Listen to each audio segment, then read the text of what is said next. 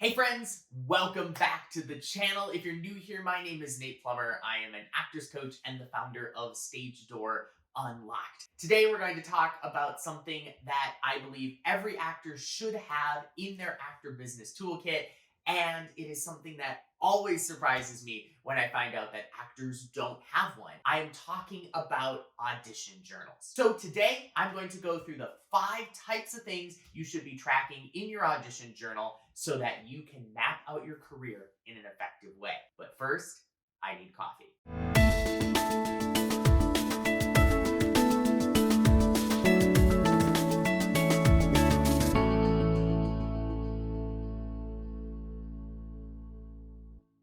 As an actor, your audition journal is so much more than just a place to write down information about your audition. It is one of the most important tools that you can have for your acting business because it is where you're going to be collecting the data to check and make sure that the things that you are doing in your auditions and that you are doing as part of your acting business are actually working. Okay, let's get into the nitty-gritty of what should actually go into your audition journal. The first category of things you should be keeping track of in your journal would be the specifics about the audition. So this would be things like the date, the location of the audition, the production that you're auditioning for, the production team, so the group doing the production. This might be a particular production company, this might be a particular theater company, or even a producer. Who is in the room? So maybe the director, the casting director, the producers. Who are the people that are going to be watching your audition? You'd also want to write down what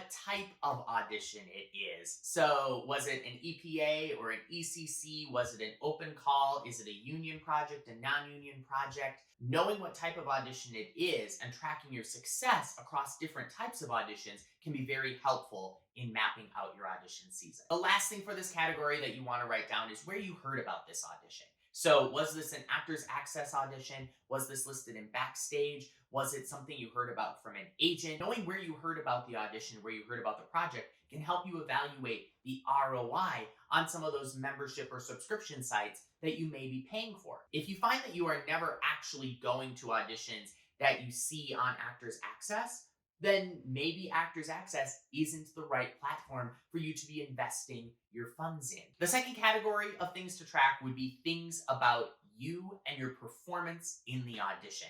So these would be things like, what are you wearing? Which headshot did you give them? What resume did you give them? If you have multiple resumes, that is something that you are going to want to track in your journal. Knowing which resume you gave to a particular company will help you be able to analyze which format is the most successful for you. Keeping track of what you wore is really important, and it's not just because of that old saying that you should wear what you wore to the original audition for the callback. You should be wearing something in the vein of what you're auditioning for.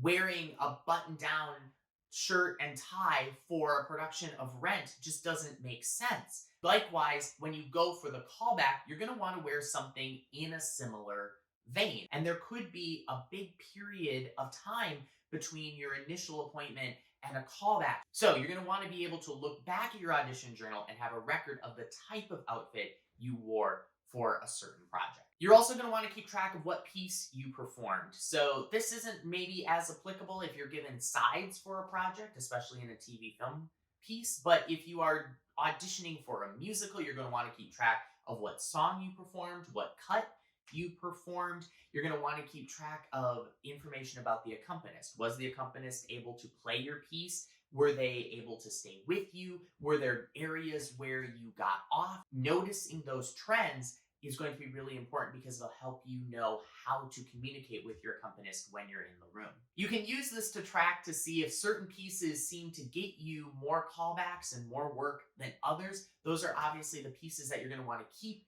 in your repertoire. If there are pieces that seem to never move you to the next round, it's probably time to swap those out with something that hopefully can. The third category of things to track in your journal would be their reactions to your work. Sometimes casting teams will give you tons of feedback. They will ask you to do things again. They'll ask you to make adjustments. If a particular casting director gave you notes or comments or adjustments in your work, you're going to want to write those down so that you have a record of them the next time you go in for that particular team. The fourth category of things you want to track in your journal would be how you felt your performance went.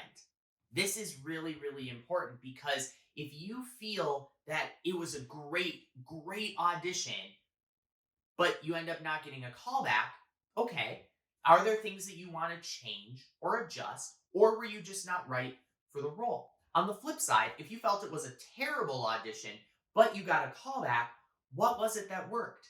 What was it that you think got you to that next level?